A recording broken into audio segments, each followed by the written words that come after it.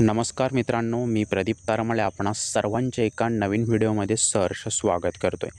मित्रांनो, ड्रायव्हिंग लायसन्ससाठी आपण अर्ज केलेला असाल, अनेक दिवसापासून अर्ज प्रलंबित आहे, कशाप्रकारे स्टेटस चेक करायचा हे जर आपल्याला पाहायचं असेल ना, तर हा व्हिडिओ आपल्यासाठी अगदी 5 मिनिटांमध्ये सविस्तर आपल्याला या ठिकाणी माहिती मिळणार आहे. असेच अपडेट्स नवनवीन माहितीपूर्ण व्हिडिओ आपण इकडे घेऊन येत असतो. चॅनल अद्याप आपण सबस्क्राईब केलं नसेल तर लगेचच सबस्क्राईब करा, जेणेकरून अपडेट्स आपल्याला वेळोवेळी मिळत राहतील. ठीक आहे.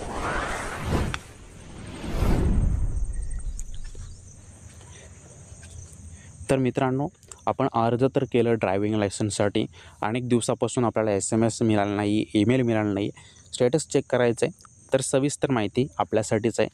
या ऑफिशियल वेब पोर्टलवर येणार आहात. वेब पोर्टलची लिंक डिस्क्रिप्शन बॉक्समध्ये मिळून जाईल. तेथून अगदी सहज येथे या. येथे आल्यानंतर आपलं स्टेट सिलेक्ट करायचं आहे. आपण कोणत्या पण राज्यात असो, महाराष्ट्रात असणार आहेत, इतर राज्यातील असेल तर इतर राज्य सिलेक्ट करा. सिलेक्ट केल्यानंतर अशा प्रकारचं इंटरफेस येईल. या इंटरफेसवर काय करायचं आहे, ॲप्लिकेशन स्टेटस हे ऑप्शन पाहायला मिळते. येथे क्लिक करा. आता आपण या ठिकाणी येथे क्लिक केलं तर अशा प्रकारे आता तर तुम्ही म्हणाल की बस झालं, व्हिडिओ स्टॉप करतो आहे, तर आपल्याला अर्धवट माहिती मिळेल, त्यामुळे थांबा. आपल्याकडे ॲप्लिकेशन नंबर नसेल तर मग काय करायचं आहे ते समजून घ्या.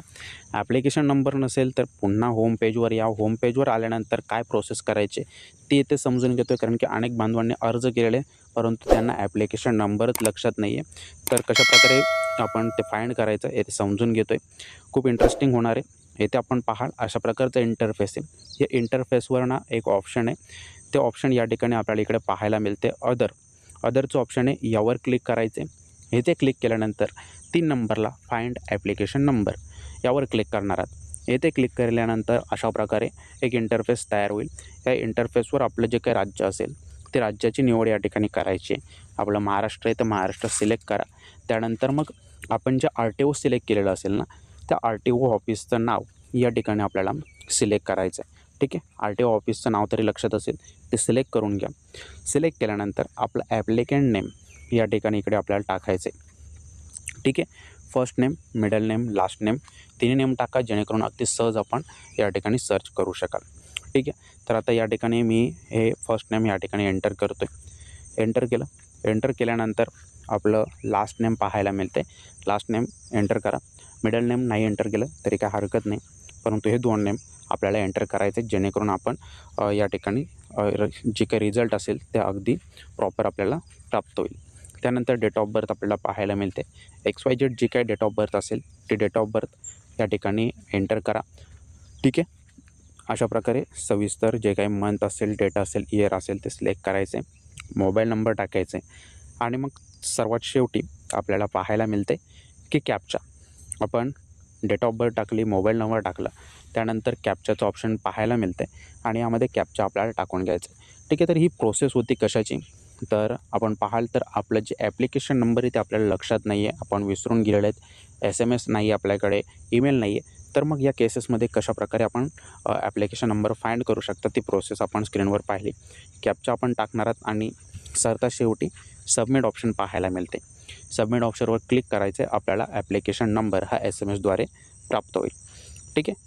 जे ॲप्लिकेशन नंबर मिळेल तो ॲप्लिकेशन नंबर इथे टाका, डेट ऑफ बर्थ टाका आणि त्यानंतर मग पुन्हा आपलं जे काही कॅप्चा असेल ना, तो कॅप्चा या ठिकाणी इकडे एंटर करायचं आहे. ठीक आहे. जे प्रॉपर अगदी एंटर करा आणि एंटर केल्यानंतर मग सर्वात शेवटी आपल्याला सबमिटचं ऑप्शन पाहायला मिळेल. ठीक आहे. आधी सर्व डिटेल्स प्रॉपर फिल करा. काही अडचण येत असतील तर कमेंट सेक्शनमध्ये कळवू शकता. त्यानंतर आपलं जे काही स्टेटस असेल ते अशा प्रकारे आपल्या स्क्रीनवर पाहायला मिळेल.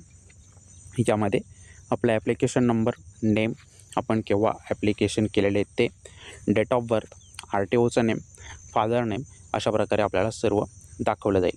त्यानंतर मग आपली जी काही स्टेजेस असतील, जसं की आपण कोणती प्रोसेस करायची बाकी आहे, जसं की आता एक अर्ज केलेला होता परंतु त्याची फी पेमेंट पेंडिंगला आहे, त्यामुळे आपण फी पेंडिंग लगेच करून घ्या. इथे आपल्याला दाखवलं जातं स्पष्ट की कोणती प्रोसेस कंप्लीट झाली आहे, कोणती प्रोसेस पेंडिंगला आहे. ती प्रोसेस कंप्लीट करून घ्या आणि मग त्यानंतर आपल्याला जे फॉर्म आहे हा जे काही पूर्ण ॲप्रुव्हलसाठी पुढे जाईल.